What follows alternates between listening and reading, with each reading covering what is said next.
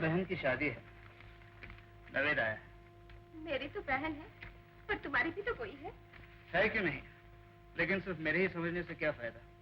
वो लोग तो हमें गैर समझते हैं, इसीलिए तो गैरों की तरफ सिर्फ निमंत्रण ही भेजा है।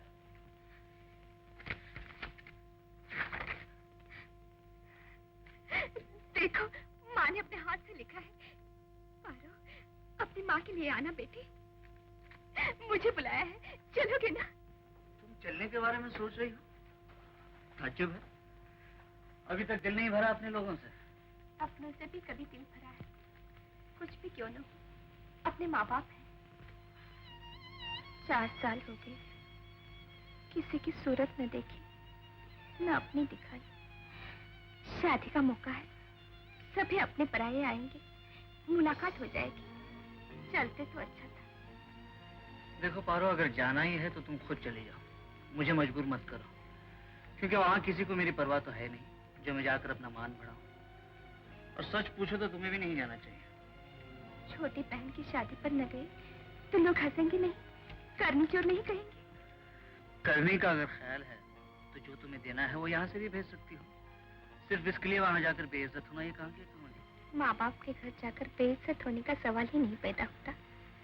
कैसे ही माँ बाप क्यों न हो, लेकिन वो कभी नहीं चाहेंगे कि बेटी दामाद की हतक हो या बेइज्जती हो। जो बाप बेटी के घर आकर जलील करने में कसर न करे, वो भला अपने घर क्या लिहाज करेगा। यहाँ पिताजी ने जो कुछ भी कहा, जलील करने के लिए हरगिज नहीं कहा, बल्कि अपनी बेटी के आराम और तकलीफ के ख्याल से कहा। उस पर भी तो हमने उन्हें मुंह भर के जवाब दे दिया और उनकी भावना की जरा भी परवाह न की। हमने तो आप ही उनके प्यार को ठुकराया है।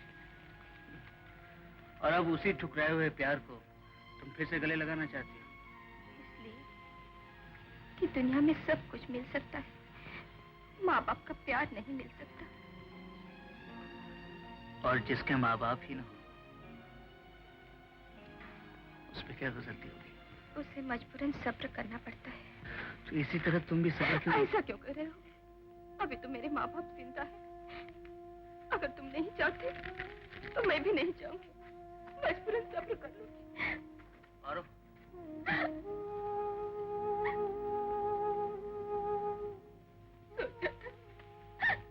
माँ ने इतने अरमानों से लिखा है, चलो इसी बहाने दिल के मैल धुल जाएंगे, लेकिन ऐसे किस्मत ही कहाँ। जी माँ क्यों रो रही है? अपने माँ बाप को याद करते हैं। तो तुम अपने माँ बाप को क्यों नहीं याद करते? बेटे, मेरी न माँ है न बाप। और माँ के? माँ भी है, बाप भी है। तो फिर रोती क्यों? वही चली क्यों नहीं जाती माँ बाप के पास है? तुम चाहते हो तुम्हारी माँ अपने माँ बाप के पास जाए? हाँ। अच्छा, लो भाई, बड़े साहब ने इजाजत दे दी, चलो कर लो तैयारी। देखा मुन्ने, तुम्हारी माँ अभी तक रूठी हुई है। क्यों ना हो, आखिर अपने माँ बाप के पास जा रही है। अब तो यह हम दोनों को घास भी नहीं डालेगी।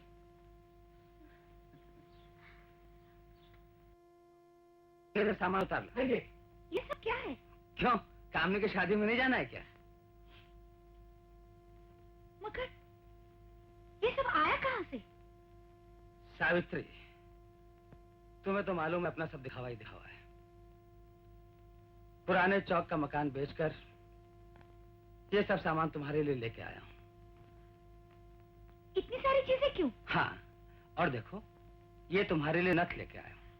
नथ? हाँ। और मेरे लिए? हाँ। हाँ, क्या कीमत होगी? कीमत न पूछो, जरा पहन के दिखा दो, बहुत कीमती है।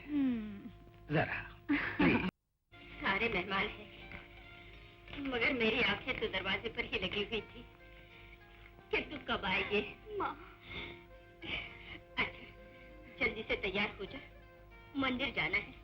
चल ले, अपनी जिम्मेदारी समझ।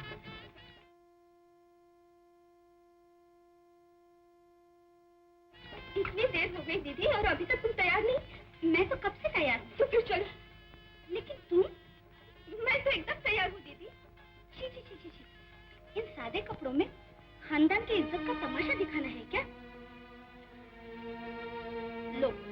इसे पहन लो। रहने दो दीदी, दूसरों के कीमती कपड़े पहनने से मेरी गरीबी नहीं छुप सकती। क्या? यही पहनकर तुम गई तो मेहमानों के सामने क्या इज्जत रही? सादे कपड़ों से इज्जत नहीं आकी जाती दीदी। अगर तुम्हारी शान में कोई फर्क आता हो तो मैं 4 कदम दूर रहूंगी, और अगर कोई पूछे तो कह देना घर की नौकरानी है। देखा माँ, भुट्टे बेचने वाली का मिजाज। मैं प्यार से अच्छे कपड़े पहनने को दे रही थी, तुर्रा दिखलाकर चली गई। ऐसे तो कोई पूछेगा भी नहीं। मगरूर कहेंगे।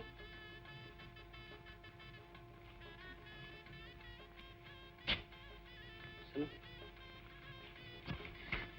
क्या है? तुम अपने घर वालों के चक्कर में पड़ी रहोगे कि मेरी इज्जत का भी कुछ ख्याल करोगे? आखिर हुआ क्या? आखिर हुआ क्या? वो भुट्टे बेचने वाला हमेशा मेरे बगल में आके बैठ जाता है। मैं उसके साथ खाना नहीं खाऊंगा, समझे? अच्छा अच्छा।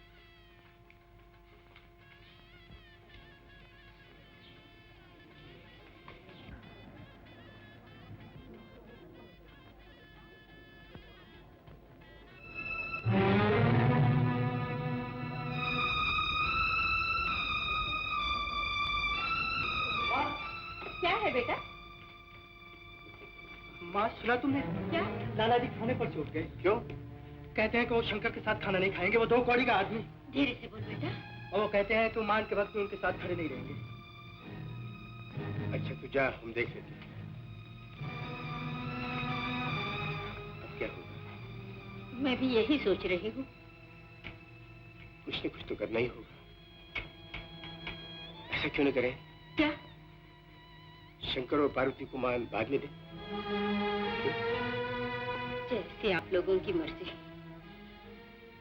तो फिर पार्वती को ठीक से समझा देना। माँ, ठीक है माँ, ठीक है, ठीक है, ठीक है। क्या ठीक है माँ?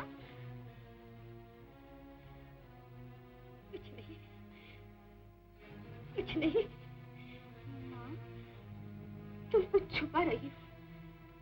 नहीं बेटी, तुमसे क्या छुपाऊं? नहीं माँ, तुम जरूर कुछ छुपा रही हो। आखिर क्या बात है? तुम्हें मेरी पारू,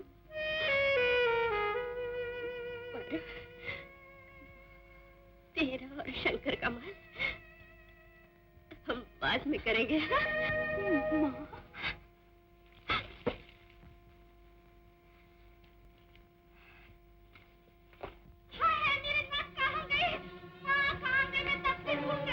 क्या हुआ दीदी?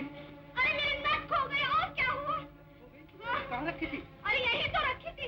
मैं जरा उधर क्या गई कि जैसे उसके पैर लग गए। तो क्या जमीन खा गई? दोनों कहीं यही होगी।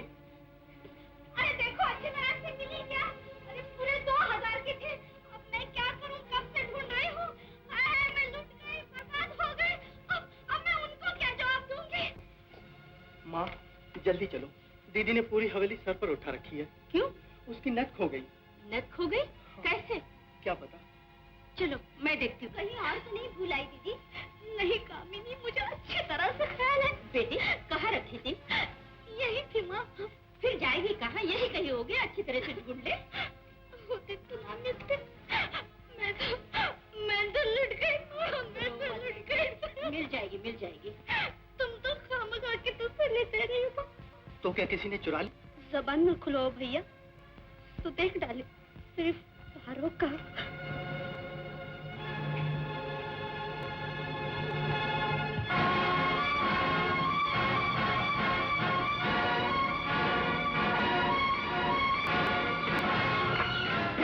क्या बात है पारो?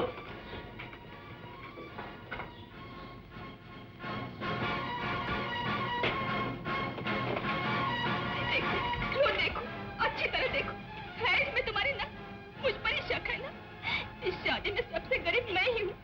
अगर चोरी करने का ख्याल आ सकता है तो मुझको इसे अच्छी तरह देख लो, ताकि शक की गुंजाइश न रहे। अगर इस पर भी भरोसा न हो तो पुलिस को बुलाकर पकड़वा दो। पारू,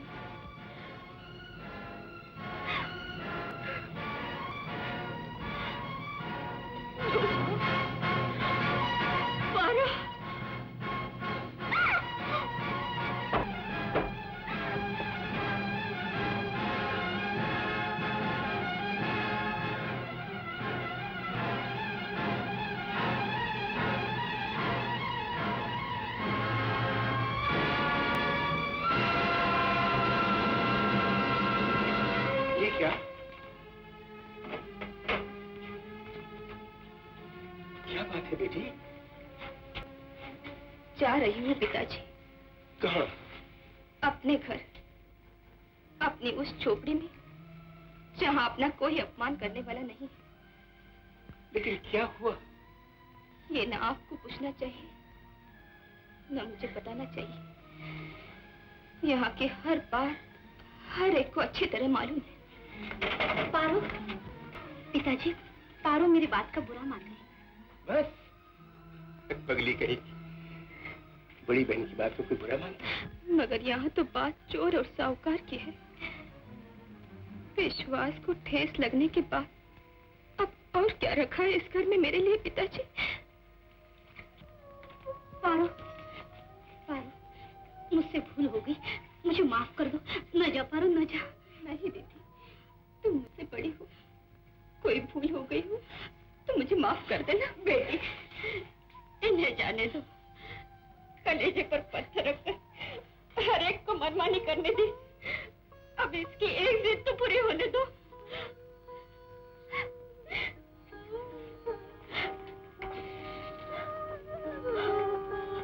रामू, बेटी, बेटी, ठहर जा बेटी।